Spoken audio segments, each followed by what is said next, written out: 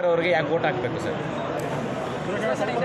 ಇದು ದೇಶದ ಚುನಾವಣೆ, ರಾಷ್ಟ್ರದ ಚುನಾವಣೆ, ದೇಶದ ಅಭಿವೃದ್ಧಿಗೆ, ದೇಶದ ಸುಭದ್ರತೆಗೆ, ದೇಶದ ರಕ್ಷಣೆಗೆ ಶ್ರೀ ನರೇಂದ್ರ ಮೋದಿಜಿಯವರು ಕಳೆದ 10 ವರ್ಷದಿಂದ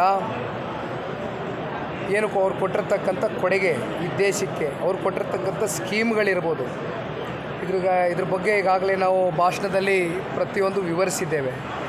ಹಾಗಾಗಿ ಇಲ್ಲಿ ಸುಧಾಕರ್ ಅವರಾಗಲಿ ಮತ್ತೊಬ್ಬರಾಗಲಿ ಇನ್ನೊಬ್ಬರಾಗಲಿ ಅಂತಕ್ಕಂಥದ್ದಲ್ಲ ಇಲ್ಲಿ ಪ್ರಶ್ನೆ ಇರ್ತಕ್ಕಂಥದ್ದು NDA ಮೈತ್ರಿಕೂಟದ ಅಭ್ಯರ್ಥಿ ಜೊತೆಯಲ್ಲಿ ಇವತ್ತು ಶ್ರೀ ನರೇಂದ್ರ ಮೋದಿಜಿಯವ್ರನ್ನ ಮತ್ತೊಮ್ಮೆ ನಮ್ಮ ದೇಶದಲ್ಲಿ 3ನೇ ಬಾರಿ ಪ್ರಧಾನಮಂತ್ರಿಗಳಾಗಿ ನೋಡಲಿಕ್ಕೆ ನಮ್ಮ ರಾಜ್ಯದಿಂದ, ನಮ್ಮ ರಾಜ್ಯದ ಜನತೆಯ ಒಂದು ಆಶೀರ್ವಾದದಿಂದ ನಾವು ವೋಟನ್ನು ಕೇಳ್ತಾ ಇದ್ದೇವೆ. ಈಗ ಕುಮಾರಸ್ವಾಮಿ ಅವರು ಯಾಕೆ ಬರ್ತಾ ಇದ್ದಾರೆ? ಕುಮಾರಸ್ವಾಮಿ ಅವರು ಬಹುಶಃ ಇವತ್ತು ಬೆಳಗ್ಗೆ ದೂರವಾಣಿ ಮೂಲಕವಾಗಿ ಸುಧಾಕರ್ ಅವ್ರಿಗೂ ಮಾತನಾಡಿದ್ದಾರೆ. ಮಂಡ್ಯದಲ್ಲಿ ನಾಮಪತ್ರ ಸಲ್ಲಿಕೆ ಮಾಡ್ತಾಯಿದ್ದಾರೆ, ಪ್ಲಸ್ಸು ಬೆಂಗಳೂರು ಗ್ರಾಮಾಂತರ ಲೋಕಸಭಾ ಕ್ಷೇತ್ರಕ್ಕೂ ಹೋಗಬೇಕಾಗ್ತದೆ. ಸಂಜೆ 4 ಗಂಟೆಗೆ ಬಹುಶಃ ಇಲ್ಲಿ ಸಮಯ ನಿಗದಿ ಆಗಿದೆ ಅಂತಕ್ಕಂಥದ್ದು ನಾನು ಕೇಳ್ಪಟ್ಟೆ. ಹಾಗಾಗಿ ಅದನ್ನು ಮುಂದೆ ಹೇಳ್ತೇವೆ, ನಾಳೆ ನಾಡಿದ್ರಲ್ಲಿ ಹೇಳ್ತೇವೆ. ಸರ್, ಈಗ ಕೆಲವು ಮಾಜಿ ಶಾಸಕರೆಲ್ಲ ಕೂಡ ಇಲ್ಲಿ ಚಿಕ್ಕಬಳ್ಳಾಪುರ ಕ್ಷೇತ್ರದಿಂದ ಬೇರೆ ಪಕ್ಷಕ್ಕೆ, ಕಾಂಗ್ರೆಸ್ ಪಕ್ಷಕ್ಕೆ ಸೇರ್ಪಡೆ ಆಗ್ತಾ ಇರುವಂಥದ್ದು ಎಲ್ಲ ಒಂದು ಕಡೆ.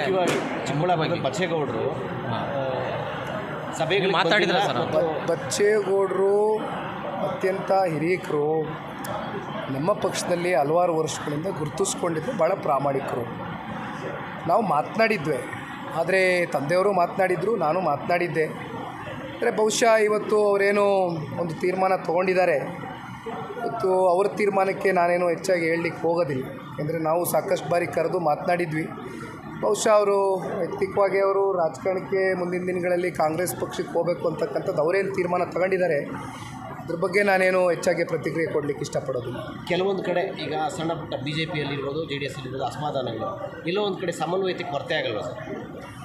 ಸಮನ್ವಯತೆ ಕೊರತೆ ಆಗಬಾರ್ದು ಅಂತಕ್ಕಂಥ ಒಂದು ದೃಷ್ಟಿಯಿಂದನೇ ರಾಜ್ಯ ನಾಯಕರುಗಳು ಭಾಳ ಸ್ಪಷ್ಟವಾದಂಥ ಒಂದು ಸಂದೇಶ ಕೊಟ್ಟಿರ್ತಕ್ಕಂಥದ್ದನ್ನು. ಮೇಲ್ಮಟ್ಟದಲ್ಲಿ ರಾಜ್ಯ ನಾಯಕರುಗಳು ಒಂದಾಗ್ತಕ್ಕಂಥದ್ದಲ್ಲ.